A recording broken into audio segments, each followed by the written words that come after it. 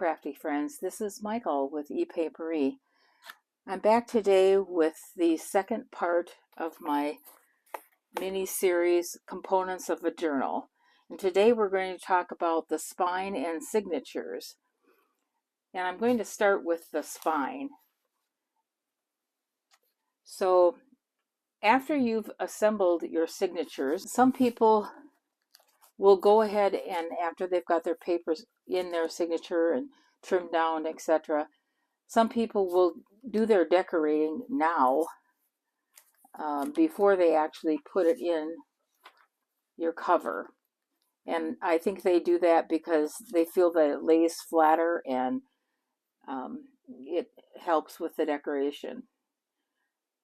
I have done it both ways, and I'm still not sure which way I like the best. The last few of them that I have made, I have done the decoration after I inserted the signatures into my cover.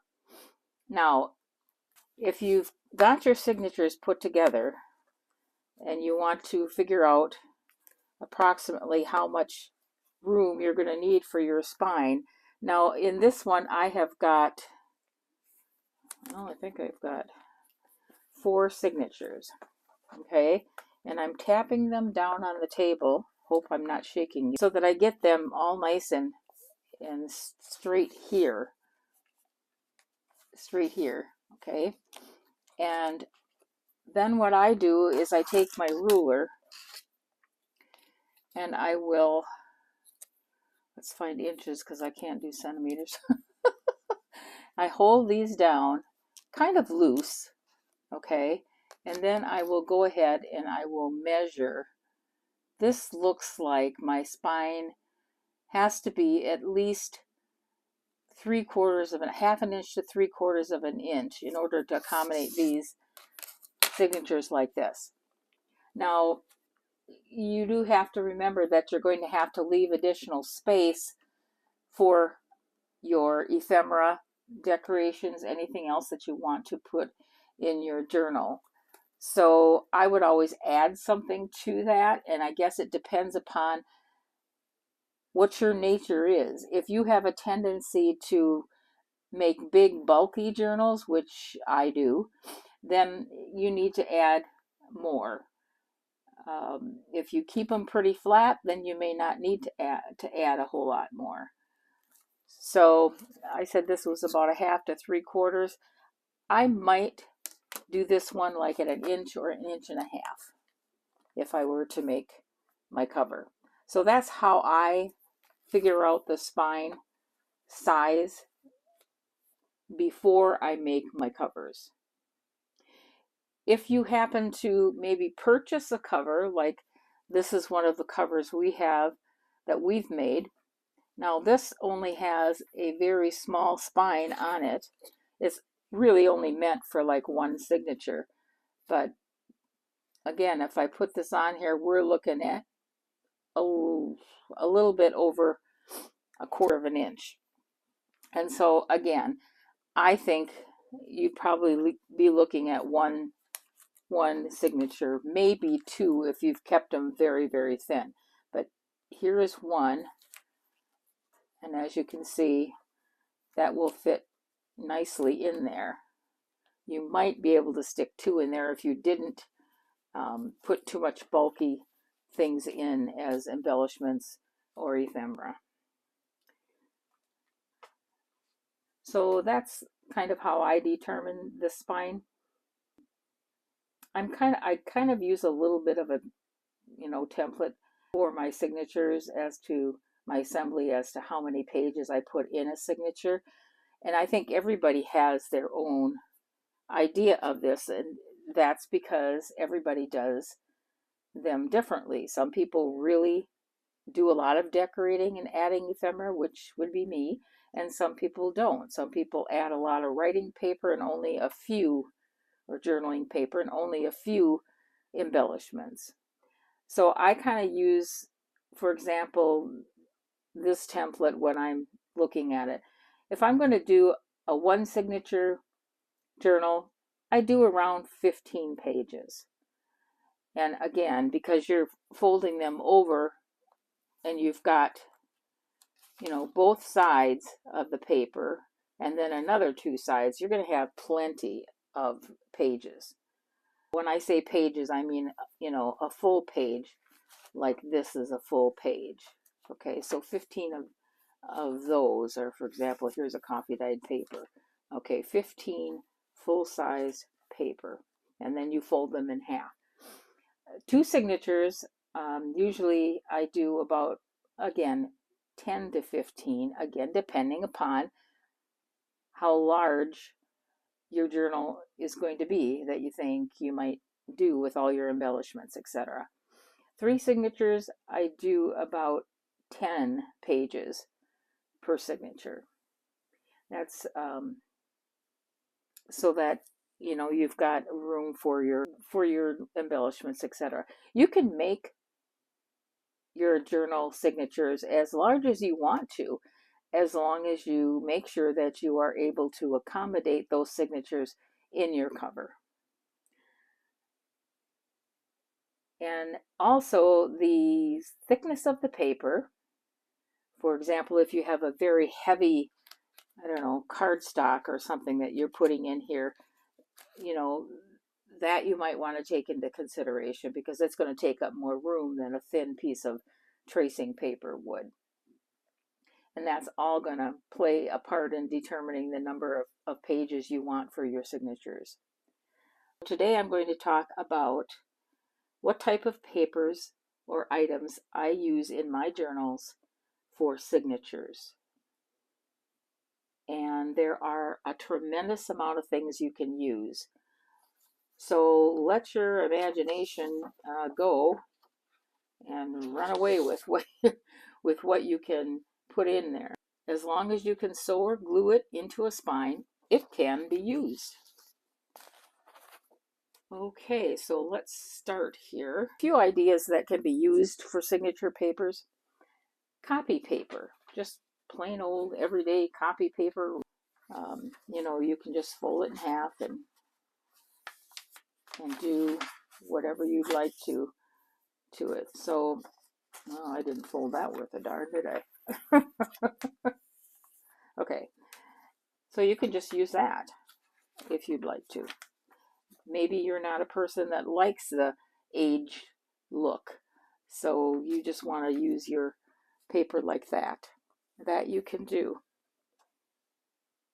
Coffee dyed or tea dyed copy paper. This is coffee dyed, and so you can just use this. Digital papers. So here is a digital that I purchased from digital creators that make these papers and then sell them. Now, you don't have to use digitals, but it's okay if you do. Some people think that if you use these digital papers, it's not a junk journal. Well, not everything that goes into a journal has to be junk. So here is a digital, very pretty one at that. I think this was from Reach and Bella's latest one. Stationery paper. I have found when I'm looking at Goodwill and that sort of thing, many times I have found this type of stationery paper. Okay, it's just a piece of like copy paper that they have printed a design on, and they sell it, you know, for you to use when you're making whatever, if you're writing letters, or a lot of people will use this kind of paper if they write Christmas letters. Okay, other types of stationery paper I use, sometimes I use these. This is a notebook that came to me free from St. Jude Children's Research Hospital. Add washi tape or another piece of paper or a piece of ribbon or something down the middle so that you are able to fold it and have it be bigger. And here's another one that I found in a Goodwill store that is like from a notepad. So you can use those kind of things.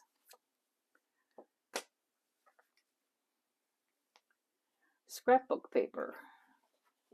This is a piece of Tim Holtz, and I don't think he makes it anymore, so I've been kind of hoarding it, which I shouldn't do. But you can use scrapbook paper. This is a little heavier, so you may want to keep that in mind when you're putting your signatures together. Notebook paper, just plain old school notebook paper like this. I mean, you know, you could put it in, fold it this way and make it a smaller page, or you can, what I usually do is I usually fold it this way. Just use it that way for writing. And though the lines are going the wrong way, it doesn't, you can still write on it. It doesn't make any difference. So plain old school notebook paper. Okay, another thing would be like envelopes. And this is where sometimes your junk mail comes into play here. So here I have a large envelope that came from something, I'm not sure what, and you can fold it this way and put it in there, and it would, you know, it's going to be a little smaller when everything's not exactly the same size. That's kind of interesting. So you could do that, or again, you could take two of them and tape them together. Here's another type of envelope. Now this is a really long one. Again, you could take it and use it this way if you'd like to do that. Or if you wanted to put it in this way, you could do that. And then if you want, you could just fold up this bottom part. Hope you guys are seeing what I'm doing here. And make it into a pocket. If you want to make your envelopes a little bit more interesting, here's one that I actually painted on. And this one I just basically took some of my ink pads, put a little bit on my glass mat, sprayed it with water, and then just basically dipped my envelope into it. And again, you know, if you want to, you can cover up some of the writing that's on it, or you don't have to. And again, you can use it this way or this way. Doilies. All right. A lot of people use doilies in their junk journals. You know, here is a square one that I found at Goodwill or St. Vinny's or something. And you would just stick it in there like that. And you have just something a little different and a little pretty. And it's something unusual that normally is not used in books. So that's one example. I found these in a thrift shop, and I thought this was very unique. I think I put one of them in a Christmas journal I did that had a lot of blues in it, and it's very pretty. You would just put it in there like that. You're gonna hear me say thrift shop many times today, and sometimes I won't say it appropriately because sometimes my tongue gets tangled up. But I found this in a thrift shop the other day, and this is a rectangular, and it is a doily, but when you feel it, it has a very unique texture to it on this side.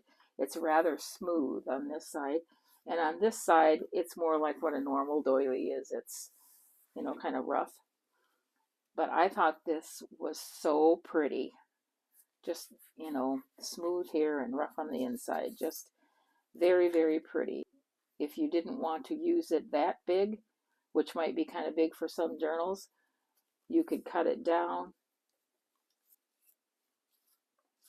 or you could possibly fold it the other way like this and then cut it, and you'd have two sets of doily papers. So that is another one that I just love that. I'd never seen anything like that before. Beautiful. Paper bags. Here's one that I think somebody sent me a happy mail or something with this in it. So this is, you know, you could add a hinge on one side and put it in that way. You could, again, fold it like this. There's so many different things you can do with the paper bags. Here is a Walgreens paper bag. But again, if you didn't want to fold it up, you could put a hinge on it and make it go this way. Or you can fold it in half and put it in your signature that way. Now, when you're putting smaller pieces of paper in your signature, you do have to be careful about where you place them. If you're going to do a 3-hole pamphlet stitch, then you need to know approximately where your stitches are going to be, and make sure that your bag includes at least one. It would probably be better to have 2 places where those stitches are going to be, so that the bag is not going to fall out of your signature. Here's just a little bag that my husband brought home from Ace Hardware. So that could go in there. This one would be cute to put a little hinge on and do that. Or again, you could, fold it in half, however you wanted to do. This is a Subway bag. Now, if you're going to use bags like this that, have food or something in them, make sure, for example, that you've not spilt something on it, so your journal's going to smell like food. Most of the time, Subway sandwiches are wrapped and then put in these bags, so I don't think that that's necessarily a problem. But again, you can put it in this way, or if you don't want to do that, you can cut it in half and put hinges in and have 2 bags. Brown paper, the paper that comes in your packages when you order something, that's used to kind of keep the items in there so that they don't get broken, etc. So you can use that. If you don't like the straight edge of it, then just tear it and give yourself just a rough edge to deal with. So I think I have one that I put in here. Yes, I did. So I'll show you. In this signature, I put a little brown paper in. Oop, I got it upside down. And then I just folded it over to make pockets because it was a little longer than I wanted. So I just folded it over and made pockets with it. That's brown paper. And I'm sure we all have plenty of that. Okay, book pages. Book pages can encompass an awful lot of different types of book pages. So for example, a lot of people will use Edith Holden because these are so pretty. I just love these. But I just got this book not that long ago, and I had a hard time finding it. So I'm not inclined to tear it apart just yet. If I find another one, then maybe I might tear one of them apart. But I just really can't get myself to tear this apart at this stage. They're just so pretty. Okay, just regular everyday book pages. Here we go. Has some writing on it like this. I have these all upside down. Michael, why don't you change them? That's another thing you have to be careful of when you're putting your signatures together. Make sure your papers are all going the right direction, because I've done that too. Sewn them in upside down. And then there are various other types of books that you can use. This came from a gardening book, a botanical book. So we have this. Now this is quite large, but you could do, you could fold it up this way to make a pocket. You could fold it up this way. You could just cut it down however you want. And again, you can use some washi tape or another piece of coffee dyed paper or a piece of fabric to reinforce where the spine is going to be. So that's another one. Dictionary pages.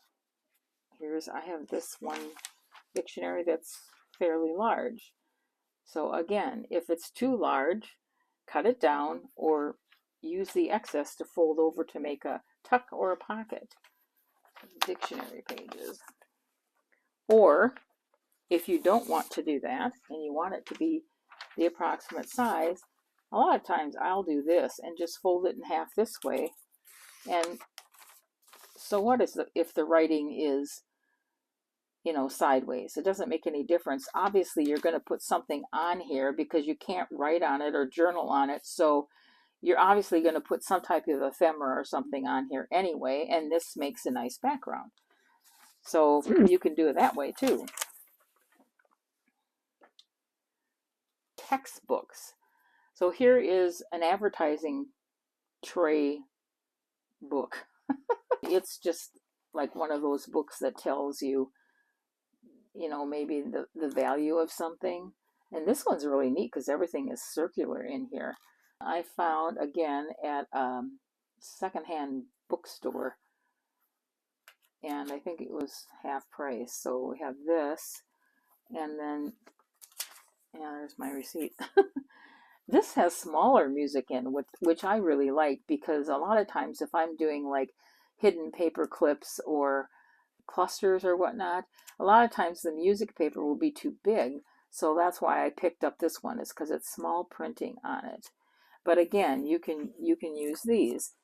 Here's another unique book that I found, again, at a thrift shop, and I thought this was really neat because look, it's all numbers. It's some type of a book for, I think it might be accounting. Yep, I think it's an old accounting book. So this one says 1941. The color of the pages is really unique, and its numbers are all the rage. So there you go. Here's a throwback one. This is a shorthand book. Now, I had one like this when I was in high school because I took shorthand. I got this at a thrift shop. And if any of you are my age and, you know, you might have taken shorthand in school, well, that's what these are. And they're different. So they make very nice background pages in your journals. A funny story about this.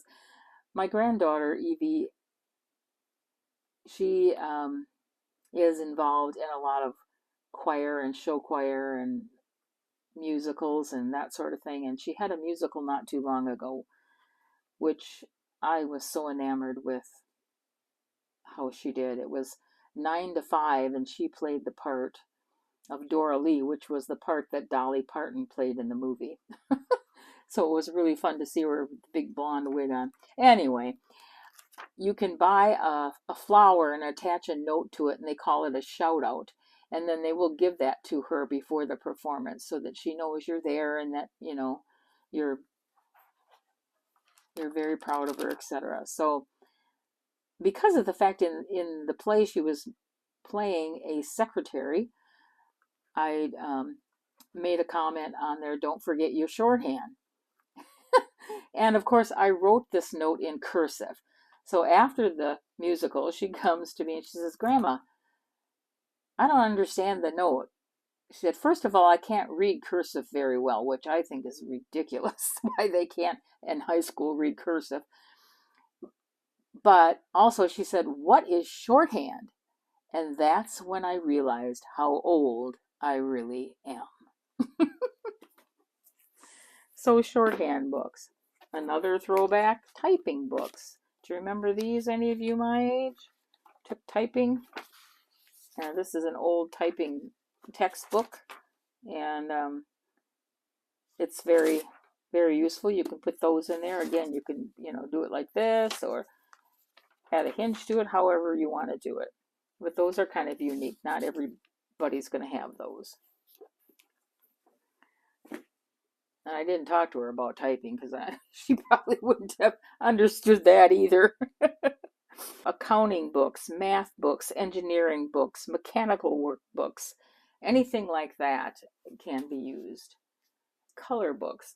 I don't, unfortunately, have a regular color book. This is actually an advertising piece. When we went down south for the winter, when we were living in our RV, we went and stayed at Yuma, and they provided people with that were staying at resorts with this sort of advertisement. And it's just, you know, they've got advertisements in it, but they also have all these pictures that you can, you know, paint or color or whatever you want to do. So I colored some of them in. I haven't made a dent in it yet. This has been several years ago.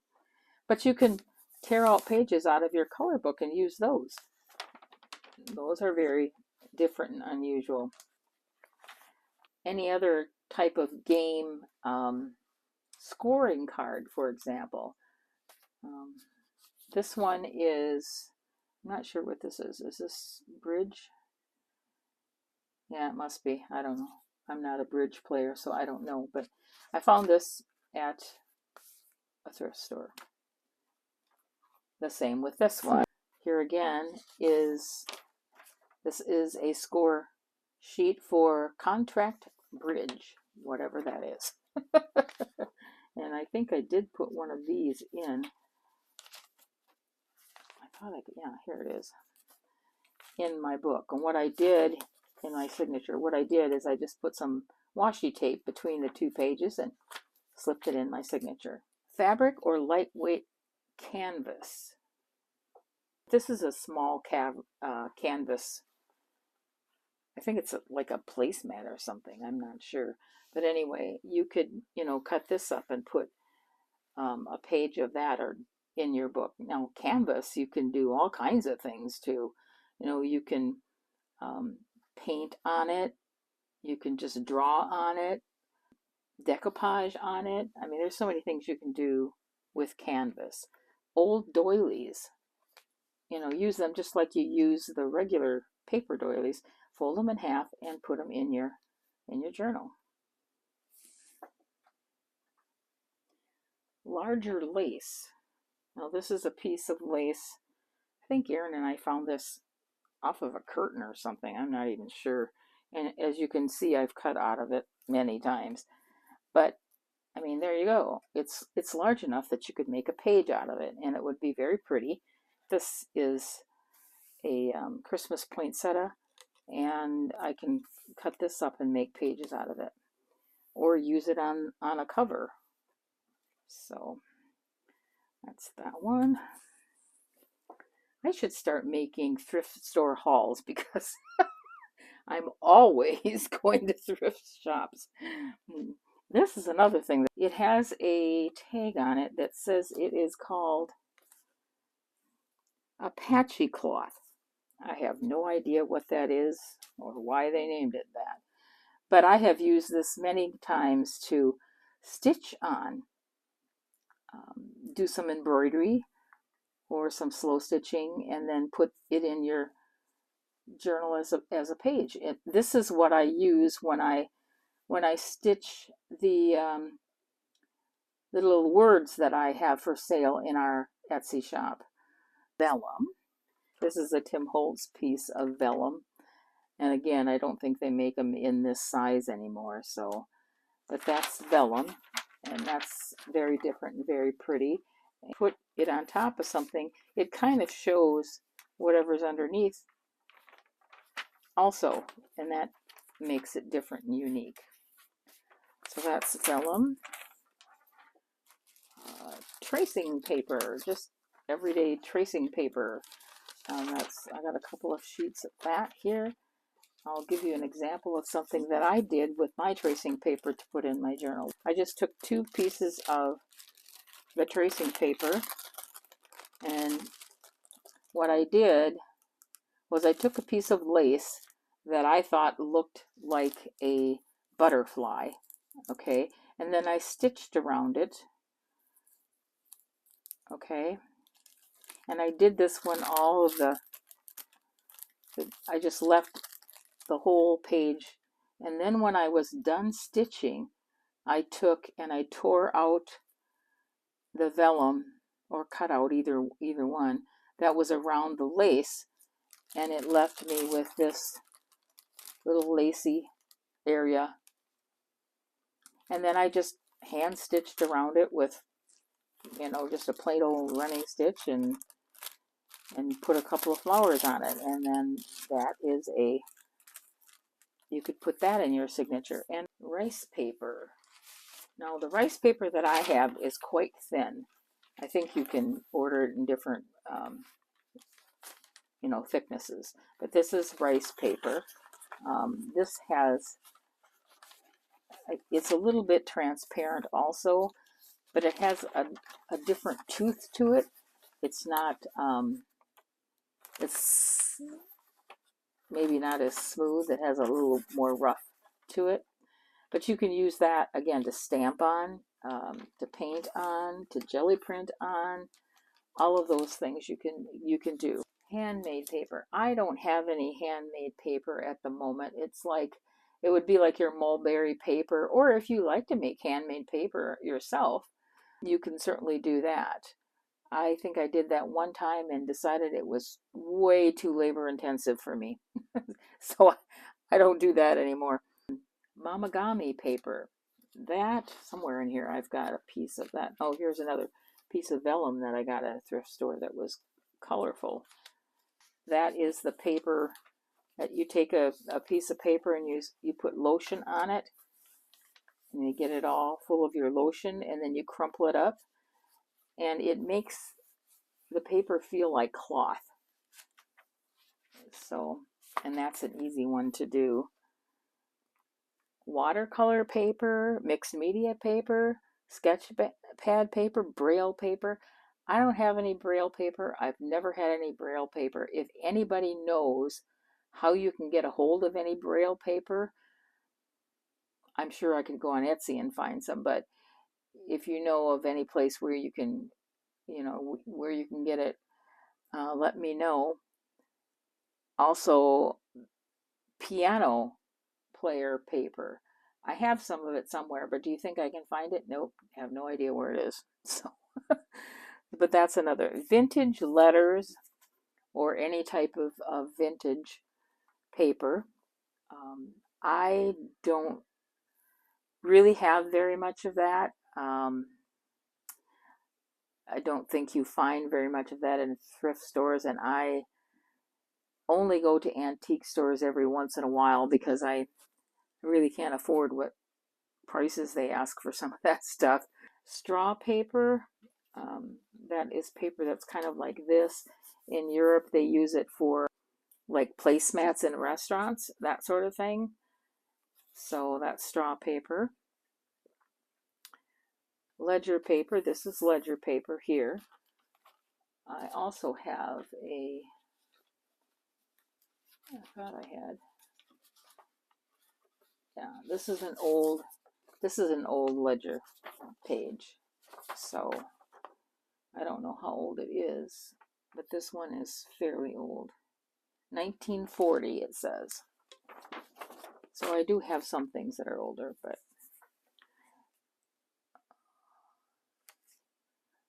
graph paper, like this. And sometimes it's vellum graph paper, and sometimes it's just paper. Jelly prints. This is a jelly print that I did with alcohol inks. Now this I did with my small plate, and so I, again, just put some washi tape on it between two pieces, and there you go. Painted papers, that's what this one is. I just put down some paint on a glass surface, sprayed some water on it, and then just, you know, dunked it in and out. Stenciled papers. I don't believe I have any in front of me, but if you've got stencils, you can use those. A lot of times I will use those if I have printed a digital on one side only and not on both sides, then I will stencil the white side so that it has something more interesting on it. Wrapping paper. I don't really have any wrapping paper right now. Wallpaper. This is a wallpaper here. This is very plain, but, and that again is a little heavier, so you might want to take that into consideration. And I did have, there we go. This I also got at a thrift shop, this is one of those sticky wallpapers. So you can stick that to some other paper and put it on and make a page out of it if you like. So that's wallpaper, or sometimes you can find pretty wallpaper borders that you can use either for ephemera to decorate tissue paper. I think regular tissue paper might be a little bit too thin, or napkins, but if you use those, you might want to put a backing on them so they're not quite as fragile. I did, however, again at a thrift store, find this paper, which is a thicker type tissue paper. Oops, sorry for that rattling there. But I think this is the kind of paper that they use to, you know, when you buy things at a store that are glass and they wrap it up in that. Well, I found a great big huge roll of this at a thrift shop, and it wasn't all just the same design. It was various different designs. So I picked that up for like, I don't know, $1.50 or something. Sewing pattern paper. Well, I don't have any more of that right now either, because I was a seamstress for many, many years, like 40 or 50 years, and I really don't do it anymore. I used to make dresses for my 3 girls. Every Easter and every Christmas they would get a new dress that I made. Nowadays I do some alterations on rare occasion. Music paper. I also have this big sheet of music paper that is actually blank music paper. So you could use this as a journaling space also, besides just a page in your signature. Art prints of your own artwork. Maybe you keep an art journal or something. I have one here that I did some things on, and I think my grandkids have done some things on. So if you wanted to, you could utilize some of those pages. This one I think is watercolor paper. Maps. This is from an atlas. So you can use that as a page. Magazine pages. I don't really get too many magazines, but these pages, they have maps on them, but they also are from a National Geographic. Newspaper. I don't have any newspaper right now either, but you can use newspaper as a page in your signature. I saw Eva from Bohemian Crafting make a journal one time using nothing but newspaper. You can cut ads out of newspapers. You can use them as decorations or ephemera, but you also could use it as a page. Greeting cards. I've got a greeting card from this Christmas that was sent to me by my aunt, who's in her 80s, so she still sends out cards. Most people don't, but you know, you can use that as a page in your signature. Junk mail papers. Okay, well, here is one. When I get my explanation of benefits from my health insurance company, they always have pages in the back that tell you what they're saying in different languages. But you could put those in. You know, you're just going to utilize it as a backing, or you know, just to put something else on top of. So you can use that. This is one I just found the other day. My husband, as some of you know, is a leather tooler or leather worker, however you want to call it. This is the instructions from a leather kit. You might find things like that you might have around. If you have some fairly thin leather, you could put it in there too. I am sure that there are tons and tons and tons of other things that you can use to put in your signatures. And if you have something that you use that I have not mentioned, I appreciate you letting me know. Now that's a jelly print. There's a shorthand. There's the botanical book. notebook paper, mamagami, the stationery. Here's a bag. Here's the ledger. Straw paper, another ledger, paper bag. I mean, all of these things can be used to make your signatures. Anything that you can glue or sew into a cover, you can use. My thoughts on spines and signatures. I have rattled on more than enough. I don't have any idea how long I've been on here, but I'm sure it's been longer than you want to listen to me. So I will say again, thank you so much for joining me. I appreciate it more than you know. Please hit the like button, comment, and subscribe if you haven't. We'll see you later, guys. Bye-bye.